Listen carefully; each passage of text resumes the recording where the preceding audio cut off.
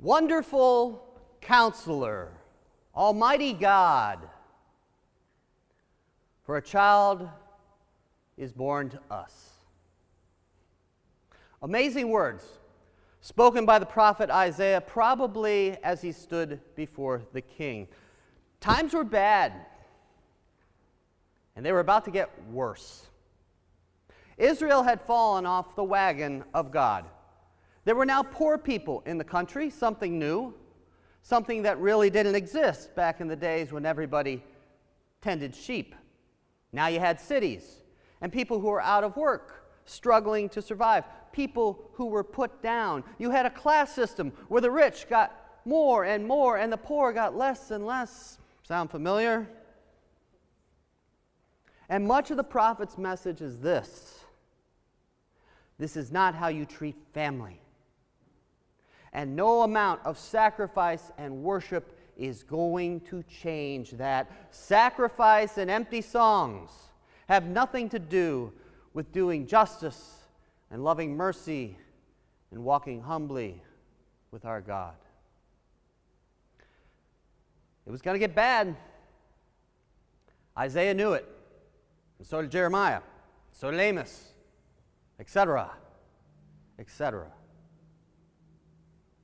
And yet there are these words of hope.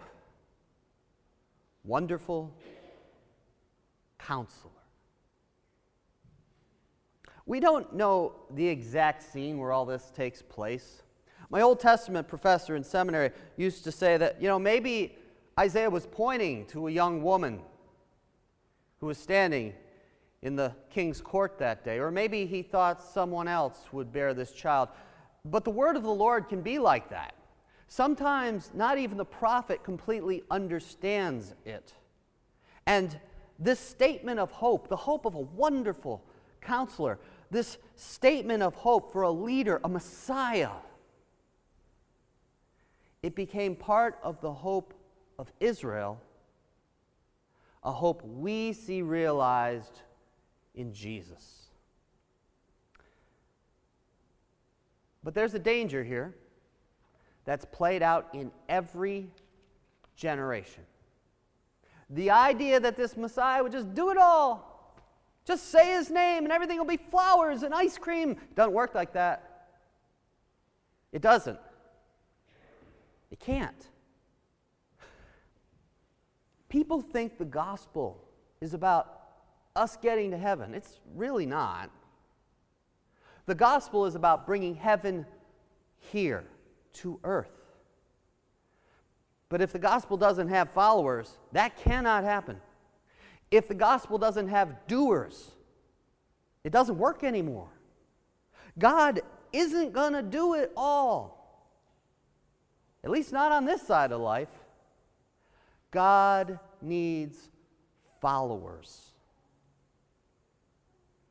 To take all the sugar out of it, we're crying, Jesus, Jesus, Jesus, and not giving of ourselves to our neighbor, not showing concern for the poor, not seeking to understand those we disagree with, not seeking to love our neighbor, not giving out of what we have been given.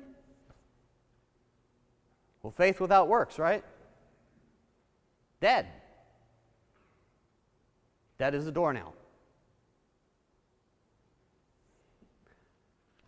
Isaiah was preaching to a nation of faith without works. A nation about to experience a whole lot of death.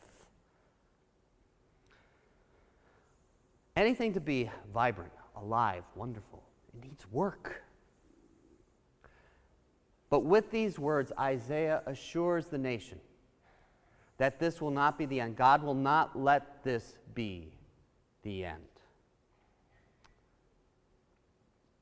Very soon we will begin Advent, the season of darkness. We will start to wait for the coming of the light. And as we enter this time, this should be a cautionary tale for us.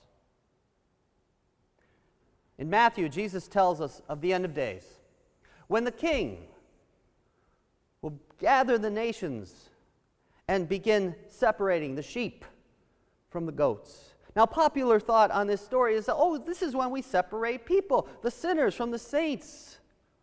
But no, the text is very clear. This is not about individuals. This is a story about nations.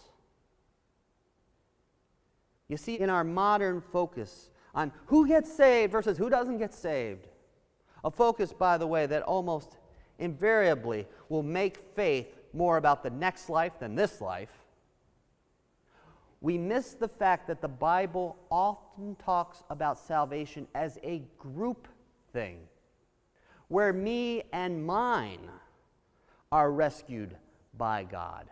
Salvation isn't just about saving me, it's about saving mine. Otherwise, it's not quite salvation. Thus, the talk of nations. And if you look at the criteria for separating the good nations from the bad nations, shockingly simple. The criteria for separating good nations and bad nations is shockingly simple. The king says, when you saw me in need, you responded. Hungry. Thirsty. A stranger.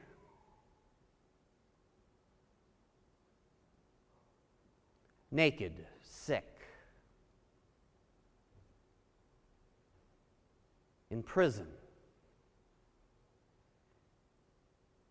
And when the good sheepy nations say, when did we see you like that? The answer comes, when you did it for the least. You did it for me.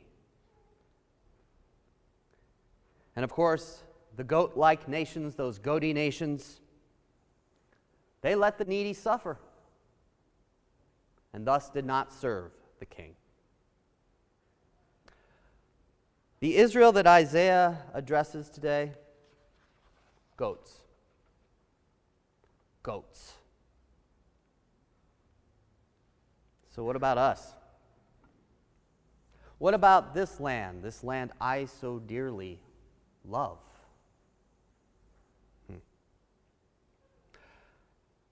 Well, I will say this. I don't believe, and I don't think any real historian believes, that the United States was set up as a Christian nation. Not in the sense that we understand that term. But you can bet your brass tacks that the Founding Fathers had this story in their minds and in their souls as they began to formulate ideas about this nation. Whether they agreed on the interpretation of the Bible that we have or not, they knew this story, they knew it was talking about nations, and they knew that it spoke to the kind of nation they wanted to create. And in a land where I can't, because of my job, I can't go 3 days without hearing somebody's personal horror story about health care, or about being laid off, or having someone beg me for money just so they can get their car down the street. In a land where I look at my neighborhood and I realize that almost half of the kids in the Donegal School District are eligible for free lunch, and that there are more who are eligible but who go hungry because their parents are too proud to ask for the help. In a land where we have the highest percentage of a national population in prison in the world, we got work to do. We can disagree on how that work gets done. Hey, disagreement's good. That's how you get real solutions. But if we want to be saying ba instead of ma, we got to see the work and do it. And try to do it in a way that addresses root causes and not just applies Band-Aids. God is watching. God is calling. And God's not going to do it all. Not without followers. Or followers who call Jesus, Jesus, Jesus, and then ignore the need all around them because, as the old saying goes, I got my own. God needs doers. Make no mistake, I love how we do around here. We have a lot to be proud of. But it's a fight, it's an effort that we cannot put aside, even as sometimes it's going to tire us out and leave us questioning, what do we do next? We need to be a voice for the voiceless. We need to be hands for those whose hands have been tied. And while God will not do it all, God will certainly help.